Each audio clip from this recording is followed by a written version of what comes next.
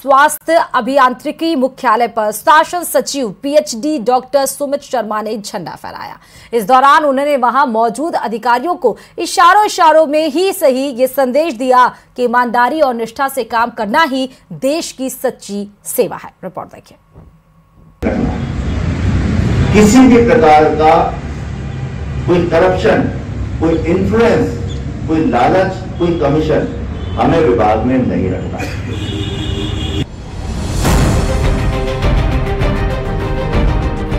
75वें गणतंत्र दिवस के मौके पर जयपुर में जल भवन स्थित जन स्वास्थ्य अभियांत्रिकी मुख्यालय पर शासन सचिव पीएचडी डॉक्टर सुमित शर्मा ने झंडा फहराया। इस दौरान उन्होंने वहां मौजूद अधिकारियों को इशारों में ही सही ये संदेश दिया है कि ईमानदारी और निष्ठा से काम करना ही देश की सच्ची सेवा है।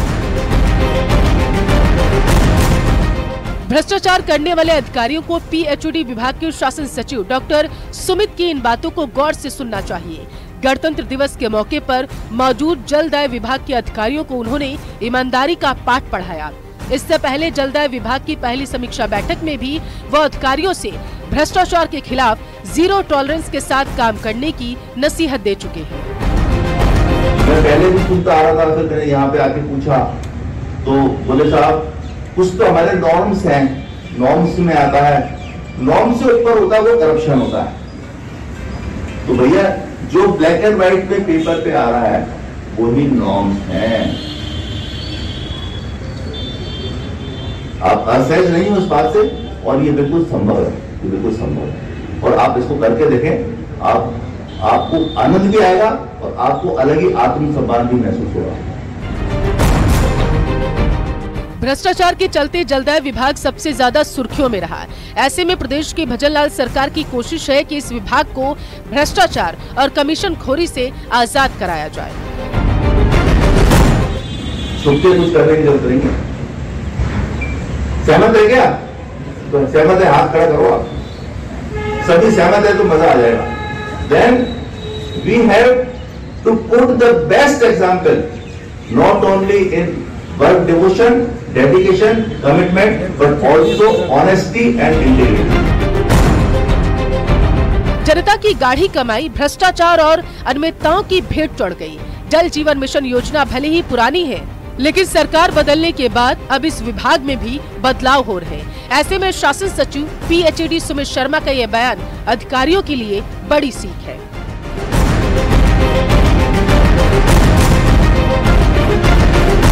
राकेश शर्मा, न्यूज़ 18, राजस्थान, जयपुर।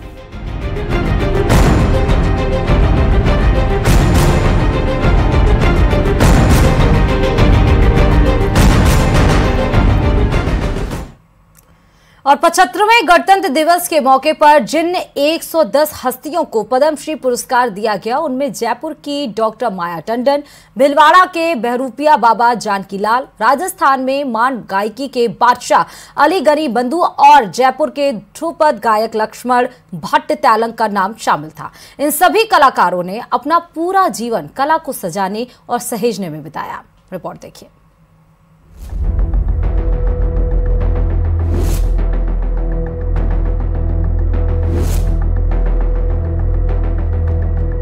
गणतंत्र दिवस की पूर्व संध्या पर केंद्र सरकार ने 132 पद्म पुरस्कारों की घोषणा की, जिसमें राजस्थान से भी कुछ चुनिंदा हस्तियों को चुना गया, जिन्होंने अपने अपने क्षेत्र में अद्भुत योगदान दिया। सबसे पहले बात करते हैं भीलवाड़ा के बहरूपिया बाबा जानकी लाल की।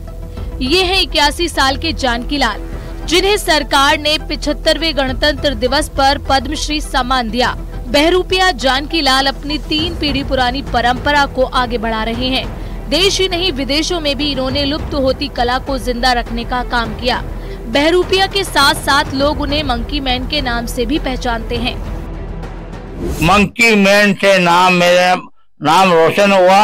बाहर लंदन में, न्यूयॉर्क में, जर्मन में, रोम में, बर्मिंघम में मैंने बहुत ही काम किया। और दिल में अभी तो मेरी एज हो गई, तो भी अभी मैंने 22 तारीख को हनुमान जी का खोज किया। मेरी श्रद्धा अनुसार मैंने 4 चरण चली, जयकारा लगाया। जानकी लाल को बहरूपिया कला विरासत में मिली। उनसे पहले उनकी 3 पीढ़ियां इस काम को करती थी। बहरूपिया कला में जटिल रूप से पौराणिक कथाओं, लोक कथाओं और पारंपरिक कहानियों से अलग अलग पात्र बनाए जाते हैं। कुछ ये पल मैं किस पर महसूस करूं, मैं खुद जानता हूं, क्योंकि आज मैं जिंदा तो बहू जी के नाम से हूं। मैं सभी का धन्यवाद देना चाहता हूं कि इसके अलावा बीकानेर के तेजरासर गांव के रहने वाले अली मोहम्मद और गनी मोहम्मद को पद्मश्री सम्मान मिला है। इन दोनों भाइयों ने गजल, संगीत और मांड गायकी को राष्ट्र से अंतर्राष्ट्रीय स्तर तक पहुंचाया। हमें लोग कुछ बोलते थे कि यार आप जिस तरह के आर्टिस्ट हैं और जिस तरह से मेहनत करी है, आपको उतना कुछ मिला नहीं, ऐसा लग रहा है। अपने जो लोग हैं वो महसूस करते हैं ये चीज।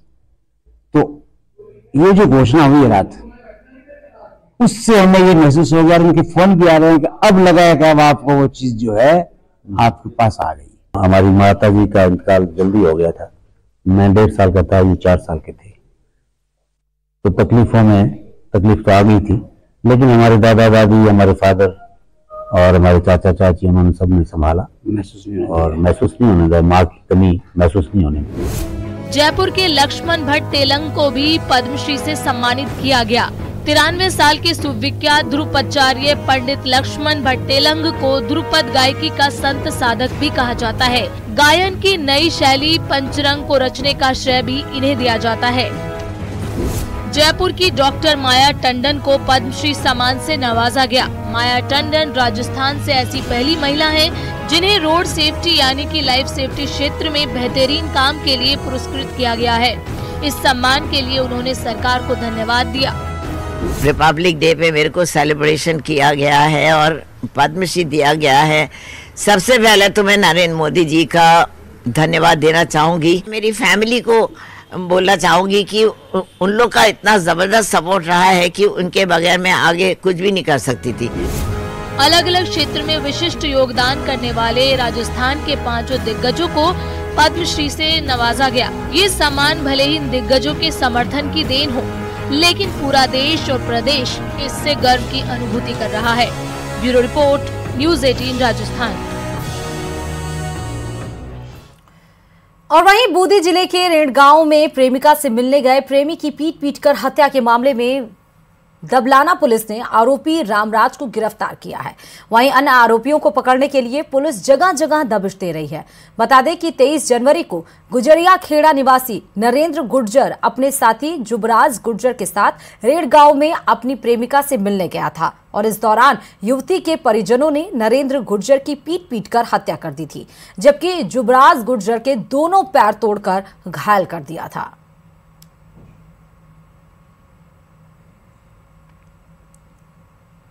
तो अन्य आरोपियों की तलाश अभी जारी है। प्रेमिका से मिलने गए युवक की पीट-पीटकर हत्या कर दी थी। उसके एक सहयोगियों को